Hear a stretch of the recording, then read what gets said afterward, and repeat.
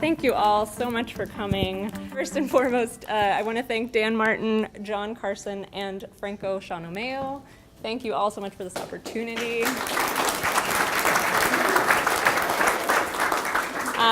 From the Miller Gallery, there's a huge team that makes this whole show possible, and they do the work of 100 people. It's really incredible. So I'd like to thank Claire, Kara, Sarah, Connie, Vita, Michael, Joe, Daniel, Chloe, Jamie, Madeline, Eugene, Matthew, Maggie, Leah, and Lauren. I was going to try to say all those last names, but I'm afraid I'll butcher them. So thank you all to you guys for doing the work. In the School of Art in the Digital Art Studio, we have to thank Flan Flaherty, Matt Forrest, and Max Hawkins, and also Nathan Trevino, because they helped quite a bit. On the PCA side, of course, everyone over there who's organizing the entire biennial is doing a ton of work.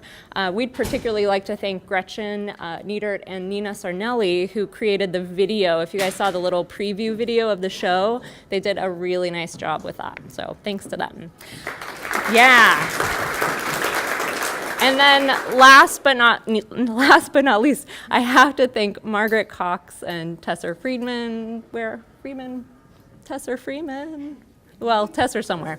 Anyway, Tesser and Margaret really run this entire gallery.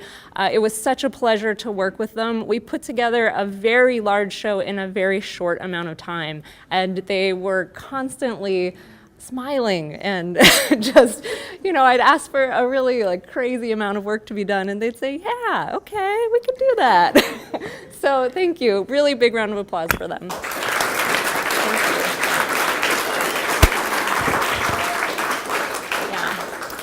All right, so let's talk about this show, shall we? Yeah? Okay. So this show is a great slice of what's happening in the Pittsburgh art world currently. I chose a group of artists who either live in Pittsburgh now or recently lived here, one person who has never lived in Pittsburgh but is connected, and it's just a slice of what's happening. So each of the artists created new work or a new version of the work that they have had in the past. Everybody sort of spans different disciplines, which is very exciting and I think is very important to talk about in the current art world, the ability to move between not only different media within the visual arts, but outside of the visual arts. So tonight I'm just gonna do sort of an informal conversation with the artists. Quite a few of them are here. We'll walk around the space a little bit, and at any point, if you wanna ask a question, I think feel free. We do only have maybe 30 minutes, so we'll speed talk through it. And I just ask you not to heckle the artists, because they worked really hard, okay? Can you agree to that? Good. So in the middle of this room, we are surrounded first by Edith Abeyta's work, which is right here. On the back wall there, we have Ulric Joseph's paintings. To my right, some of your left, this is a small room in here with Jess Langley's video installation. And then on my left is the listening room, which is a piece that includes the work of Gavin Benjamin and also David Bernabo. So this was a special project just for the show. When we go downstairs, we're gonna hear from Celeste Neuhaus, from Alexis Gideon. We'll also hear from David Bernabo, who has some more work down there. And then on the first floor, we have the Janks archive folks who are here in town, which is great. They used to live in Pittsburgh, and they have all recently moved to the New York area, right? Yeah, good. So we get a special treat with them tonight. So let's start. All right, Ulric, you're here. Let's start with Edith. I'm Edith. I collaborated with Michael Lewis Miller. We've worked together in a lot of different capacities for a long time.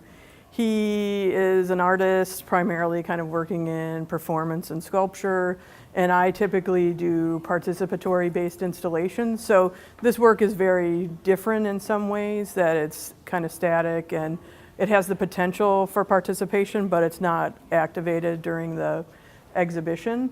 And Michael also was originally trained as a geologist. So the geological processes are really powerful and significant and very present and very visible here in Pittsburgh. So we thought we would maybe try to, in the most humblest way, kind of tackle those sorts of processes using garments. So that this is the result of us collaborating, via text, video chats, phone calls, photos back and forth, that kind of thing, designs, sketches going back and forth, and calling and saying, okay, this is what this looks like. So this is kind of the result. He was not here for the actual fabrication of the work. So some of the pieces, like this particular piece, he fabricated in LA, and then, so there is a version of this in Los Angeles too. But that's kind of the general gist of our process of what happened. The clothes over there on the rack are basically garments that are sort of reference garments, or that things that I was thinking about, and visually, color, form, shape, that I thought kind of made me think about certain natural phenomenon. So there's a dress that very much reminds me of coal, or the color of ice, or things like that. And your collaborator, Michael, had a past life as a geologist, is that right? Right, Okay. yeah. So his first career was as a geologist, a professional geologist. He worked for Shell Oil Company, and this was kind of in the 70s when doing like early investigations into like the whole kind of gas drilling, fracking sort of thing. So he has this historical foot in these processes that are now greatly impacting our area. So that was some of the things we thought about too. Great. All right, thanks, Edith. All right, you're welcome. All right. Give it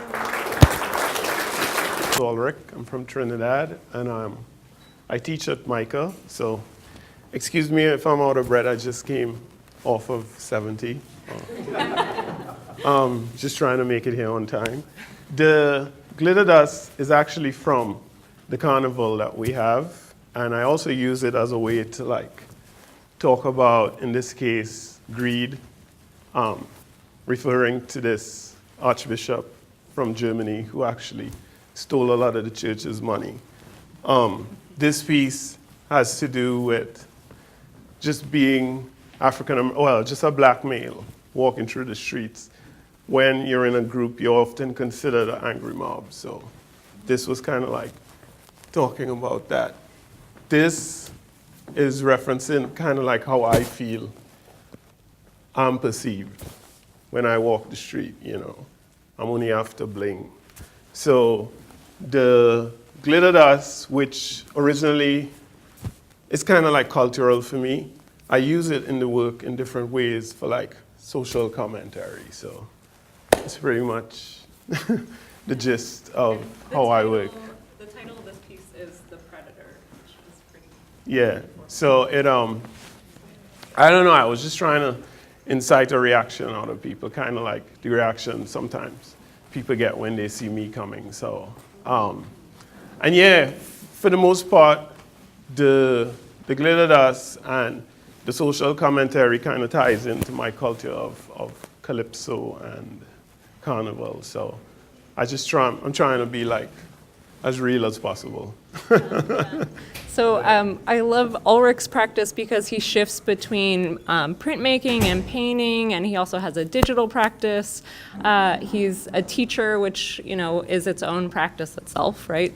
And he created an entirely new body of work for this show in a very short amount of time. So it's great. Thank you. Thank you. It was a really long summer. All right, so you guys can see we're in the listening room. Again, this was a special project just for the show. Dave Bernabo is another Pittsburgh native, and we recently realized both of us, Pittsburgh natives, our families have a connection Our parents used to hang out, so it was great. It's a great little connection.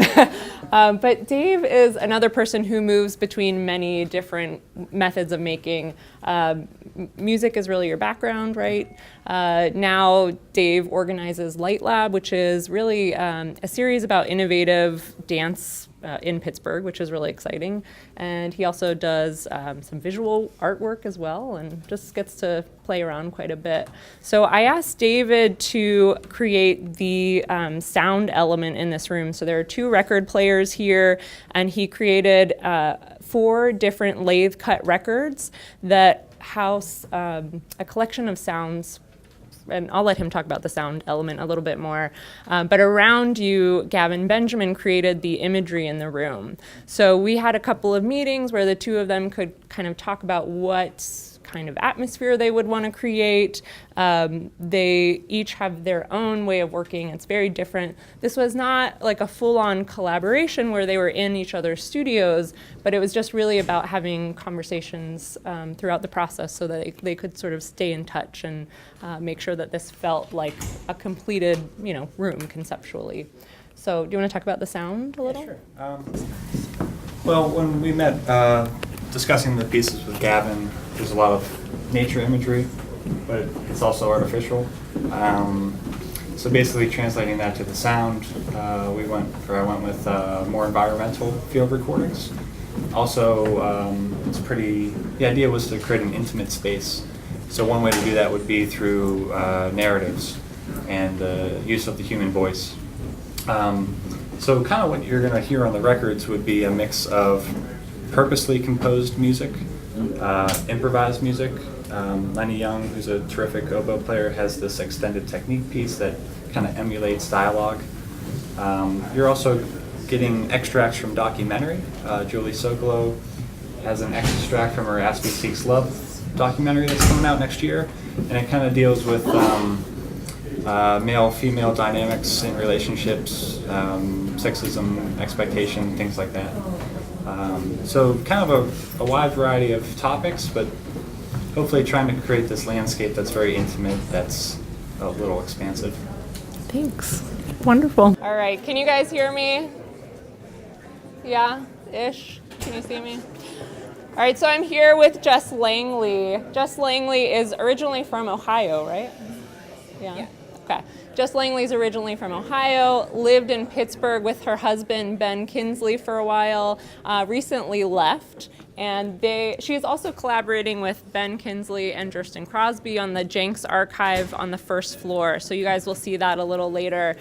Jess, her video installation here, again, it's a very delicate item, so please take time with it. We just aren't going to attack it as a crowd. So go ahead and give us a synopsis. Yeah, so the imagery is these wreaths with screensavers in the middle. So the wreaths are stop motion animation. They're just these Joanne Fabrics craft store wreaths, like super fake. I wanted to kind of reanimate them to create some tension between some of that real, fake, live, dead thing that happens when you reanimate something. Mm-hmm. And the image in the center of each wreath is a screensaver depicting a sublime sky. And they're projected onto glass puddles, which is the first time I've ever used glass before, which is an amazing material. It's somebody told me that it's never quite a solid, so it's always kind of in this like state of flux.